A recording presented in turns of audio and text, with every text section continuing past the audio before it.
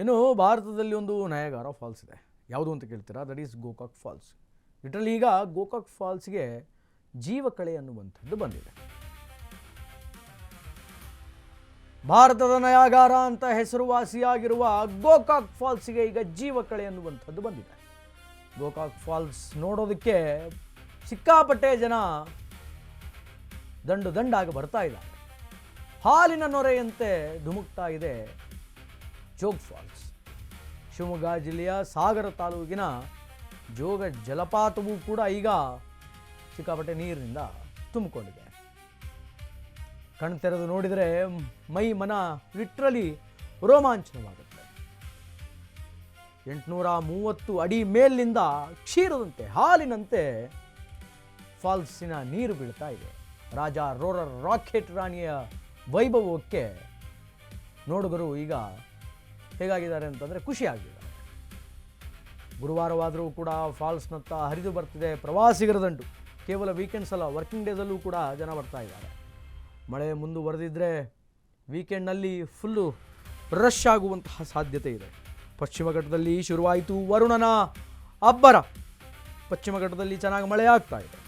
ಕೆಲವು ದಿನಗಳ ಕಾಲ ವಿರಾಮ ನೀಡಿದ್ದ ವರುಣದೇವ ಆದರೆ ಈಗ ಮತ್ತೆ ಆ ವಿರಾಮಕ್ಕೆ ಫುಲ್ ಸ್ಟಾಪ್ ಇಟ್ಟು ಮುಂದುವರೆದಿದ್ದಾನೆ ತನ್ನ ಆರಭಟವನ್ನು ಅಬ್ಬರಿಸೋಕ್ಕೆ. ಭಾರತದ ನಯಾಗಾರ ಗೋಕಾಕ್ ಫಾಲ್ಸ್ ಕೂಡ ಫುಲ್ ಆಗಿದೆ. ಅಲ್ಲೂ ಕೂಡ ಅಪಾರ ಜನ ಫಾಲ್ಸನ್ನು ನೋಡೋದಕ್ಕೆ ಬರ್ತಿದ್ದಾರೆ.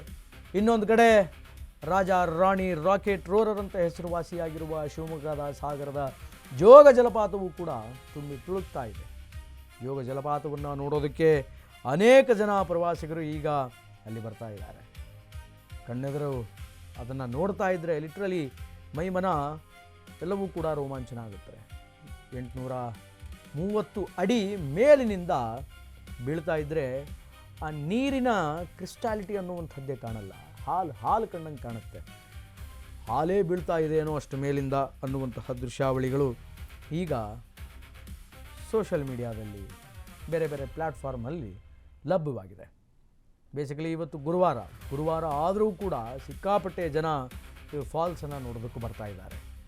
ಮಳೆ ಹೀಗೆ ಏನಾದರೂ ಲಿಟ್ರಲಿ ಮುಂದುವರೆದರೆ, ಚೆನ್ನಾಗಿ ಮಳೆ ಆದರೆ ವೀಕೆಂಡಲ್ಲಿ ಜೋಗ ಜಲಪಾತದಲ್ಲಿ ಲಿಟ್ರಲಿ ಅನೇಕ ಜನ ಸೇರುವಂತಹ ಸಾಧ್ಯತೆ ಇದೆ, ರಶ್ ಆಗುವಂತಹ ಸಾಧ್ಯತೆ ಇದೆ. ಬೇರೆ ಪ್ರಾಂತಗಳಲ್ಲಿ ಮಳೆ ಆಗಿಲ್ಲ ಅನ್ನುವಂಥದ್ದು ಎಷ್ಟು ಸತ್ಯವೋ, ಪಶ್ಚಿಮ ಘಟ್ಟದಲ್ಲಿ ಒಂದು ಸ್ವಲ್ಪ ಮಳೆಯ ವಾತಾವರಣ ಮನೆ ಮಾಡಿದೆ ಅನ್ನುವಂಥದ್ದು ಅಷ್ಟೇ ಸತ್ಯ. ಯಾಕಂತಂದರೆ ಅಲ್ಲೂ ಕೂಡ ಮಳೆ ಇರಲಿಲ್ಲ.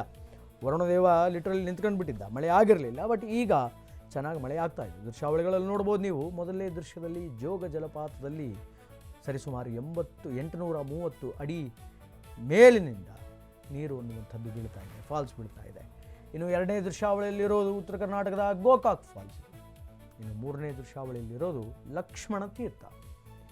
ಮೂರೂ ಫಾಲ್ಸ್ಗಳಲ್ಲಿಯೂ ಕೂಡ ಆ್ಯಂಡ್ ಈ ಮೂರೂ ಫಾಲ್ಸ್ಗಳನ್ನು ಹೊರತುಪಡಿಸಿ ಯಾವ್ಯಾವ ಪ್ರದೇಶಗಳಲ್ಲಿ ಚೆನ್ನಾಗಿ ಮಳೆಯಾಗಿದೆಯೋ ಅಂತಹ ಪ್ರದೇಶಗಳಲ್ಲಿ ಅದ್ಭುತವಾದಂತಹ ಒಂದು ವಾತಾವರಣ ನಿರ್ಮಾಣ ಆಗಿದೆ. ಪ್ರಕೃತಿಯ ಸೌಂದರ್ಯವನ್ನು ಸವಿಯೋದಕ್ಕೆ ಜನ ಈಗ ಸಜ್ಜಾಗಿದ್ದಾರೆ. ಅಂದರೆ ವ್ಯವಸಾಯಕ್ಕೆ ಬೇಕಾದಂತಹ ನೀರು ಜನಗಳಿಗೆ ಮಳೆಯಿಂದ ಸಿಗದೇ ಇರಬಹುದು, ಆದರೆ ಪ್ರಕೃತಿಯ ಅಂದವನ್ನು ಸವಿಯೋದಕ್ಕೆ, ಈ ತರಹದ ದೃಶ್ಯಾವಳಿಗಳನ್ನು ಕಣ್ತುಂಬಿಕೊಳ್ಳೋದಕ್ಕೆ ಮಳೆಯ ತೀವ್ರ ಕೊರತೆ ಅನ್ನುವಂಥದ್ದಾಗಿಲ್ಲ. ಏಕೆಂತಂದರೆ ಪಶ್ಚಿಮ ಘಟ್ಟದ ಕೆಲ ಭಾಗಗಳಲ್ಲಿ ಸ್ವಲ್ಪ ಮಳೆ ಆಗಿರೋದರಿಂದ ಈಗ ಜಲಪಾತಗಳು ತುಂಬಿ ತುಳುಕಿ ಹರಿತಾ ಇದೆ.